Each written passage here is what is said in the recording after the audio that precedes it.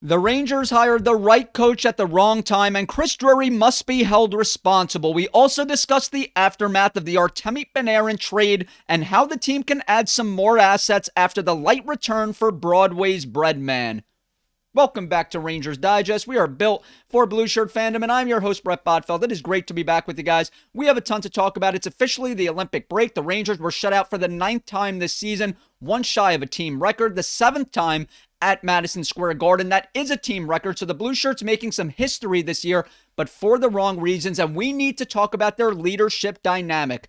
Now, somewhere on their flight from New York to Milan, you have to hope and pray that the coach and captain of the New York Rangers had a long conversation, and not just about the immediate task at hand, trying to help the United States win a gold medal at the Olympics, but more importantly, Mike Sullivan and J.T. Miller must discuss how to team up and somehow keep the Rangers afloat once they return from Italy.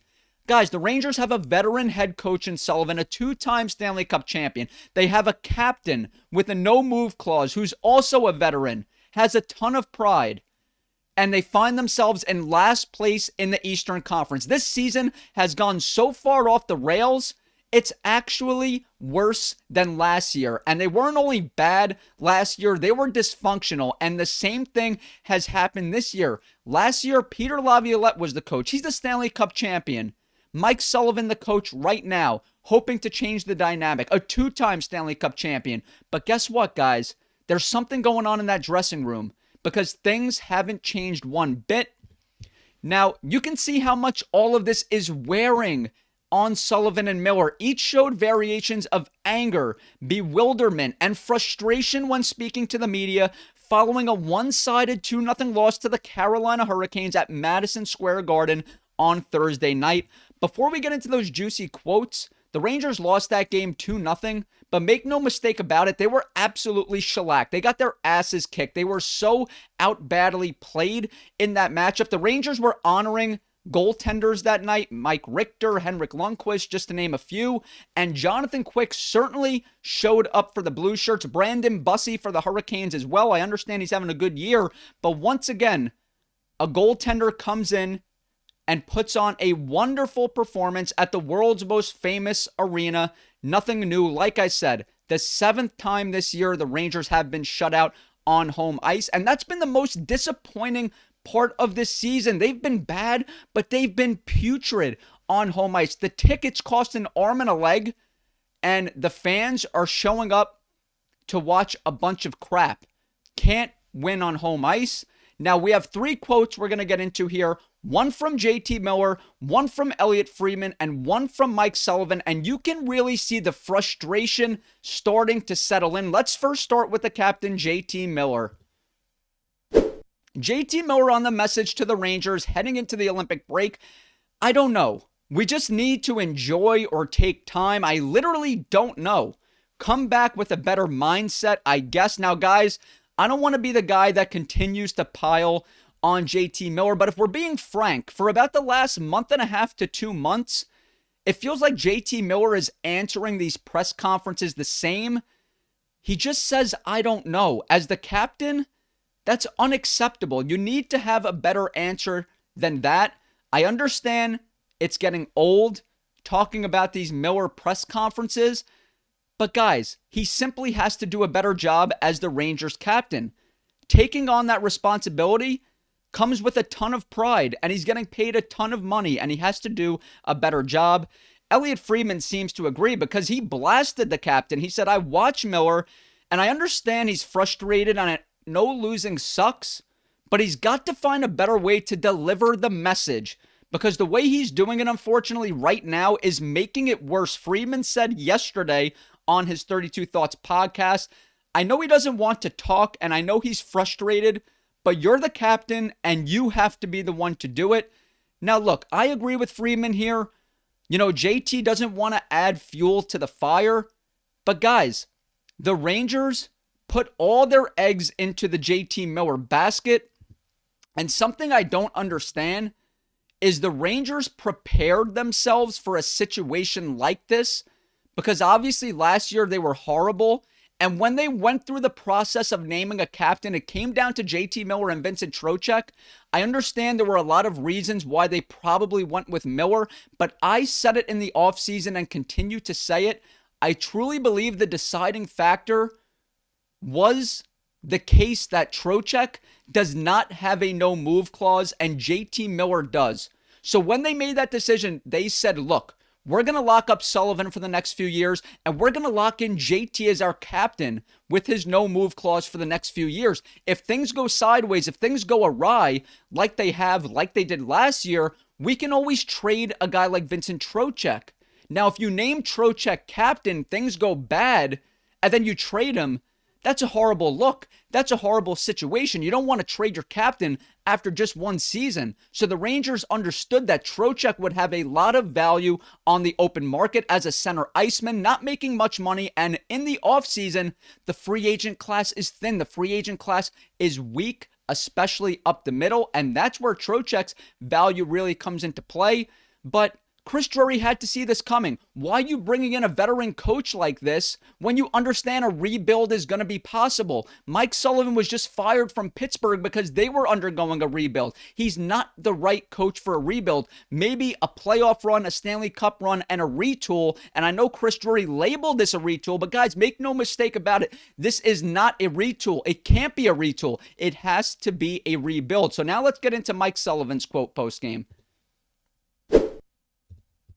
Mike Sullivan said, my message to the group tonight was, I will acknowledge that we're in a little bit of a difficult circumstance and none of us really want to be in this position or having any sort of enjoyment or fulfillment in the position that we're in. But the reality is we are where we are. I'm trying to be understanding of that as a coach and do our best as a coaching staff to support these guys and push it through the process.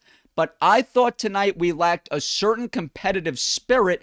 That's very key, guys. Competitive spirit that falls on Sullivan and the captain that just is simply unacceptable on our part. And that was my discussion with the guys.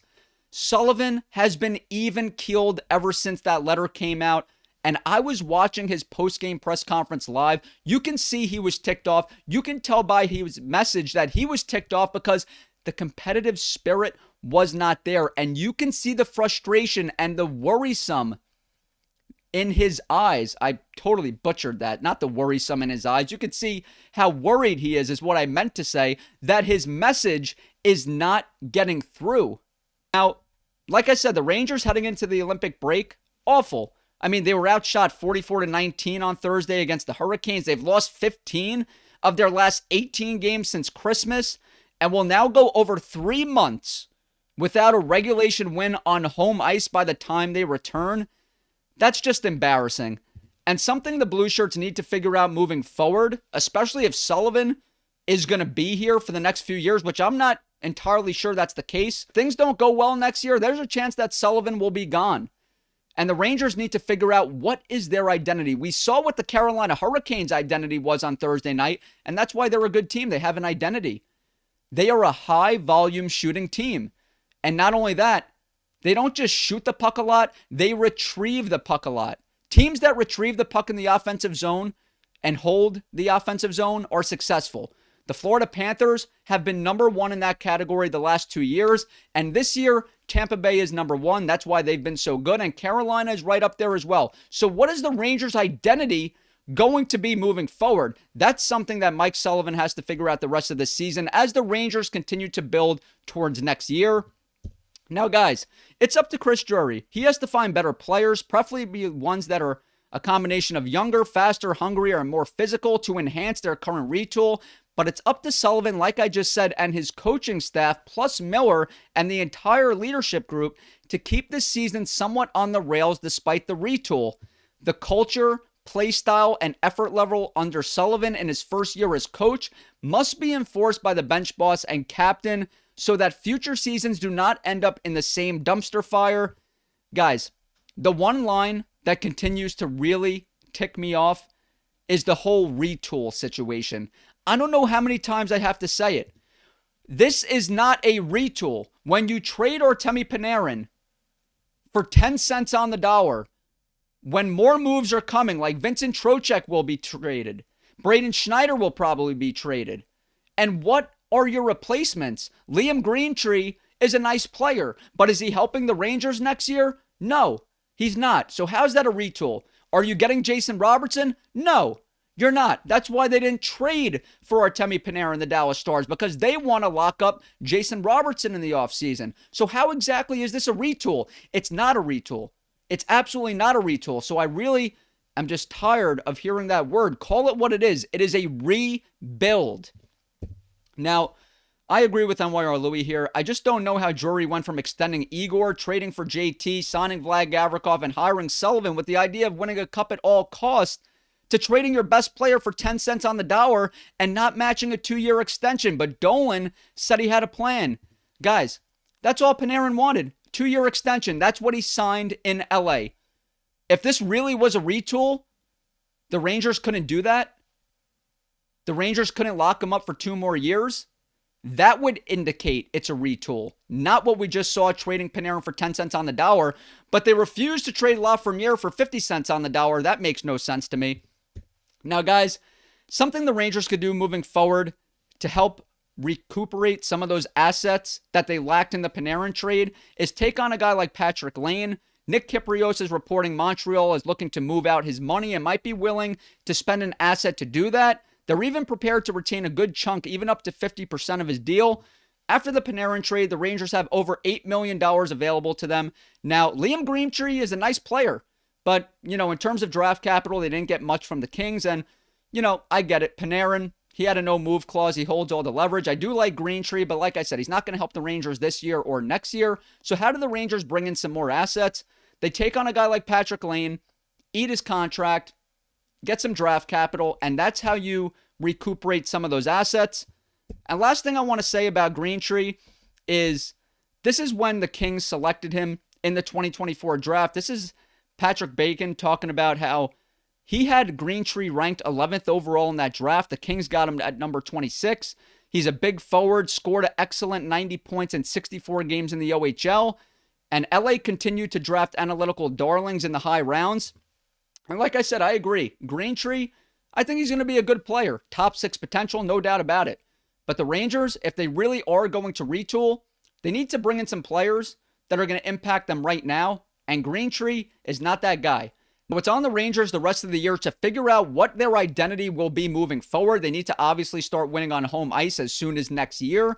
But guys, the old Rangers, their special teams unit, that was their identity. What is it going to be moving forward? Leave a comment down below. I'm fascinated to hear what you guys have to say. Let me know how you feel. And if you haven't yet, hit that free subscribe button so you can stay up to date with everything happening New York Rangers.